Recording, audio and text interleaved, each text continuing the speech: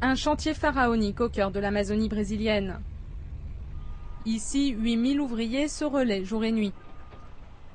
La construction du barrage de Belo Monte a commencé il y a tout juste un an. Objectif, produire 11 200 MW en 2019 dans ce qui deviendra la troisième plus grande centrale hydroélectrique au monde, comme l'explique la vidéo du projet. Dans 10 ans, on aura besoin d'économiser notre capacité installée d'énergie électrique de 60%. La production d'énergie permettra de réduire les inégalités sociales et établir les bases d'une croissance économique durable.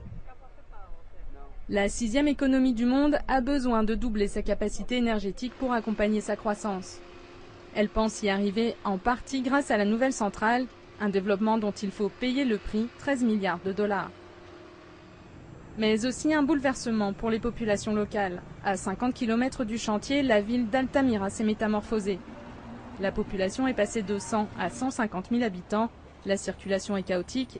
Les habitants dénoncent un manque d'écoles et de centres de santé. Quant aux déchets, ils s'amoncellent aux portes de la ville.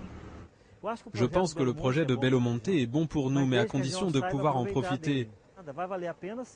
Ça ne vaut la peine que si c'est un projet durable sur 20 ou 30 ans. 500 km² seront inondés.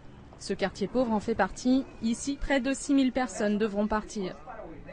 Le gouvernement s'est engagé à les indemniser, mais les familles ne savent pas encore où elles seront relogées.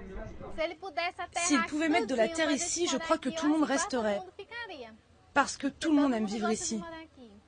Les plus fermes opposants au projet sont les écologistes et les Indiens. Je le dis, je le répète, c'est un crime contre l'humanité. Cela détruit des vies, l'environnement, la forêt, et cela pollue l'eau qui est source de vie. À 40 km de là, sur les rives du Rio Xingu, les Indiens s'inquiètent. C'est là qu'ils disent qu'ils vont assécher le fleuve pour construire le mur du barrage. Si officiellement aucune de leurs terres ne sera inondée, ils craignent une baisse des eaux liée au creusement d'un canal et la disparition des poissons qui les fait vivre. Je pense que l'électricité va être une bonne chose, c'est sûr. Mais pour ceux qui sont là-bas, pour nous qui vivons ici, on va donner notre vie pour ceux qui vivent là-bas.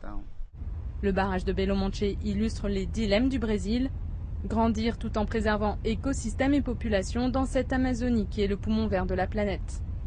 Une équation difficile à tenir pour le géant d'Amérique du Sud.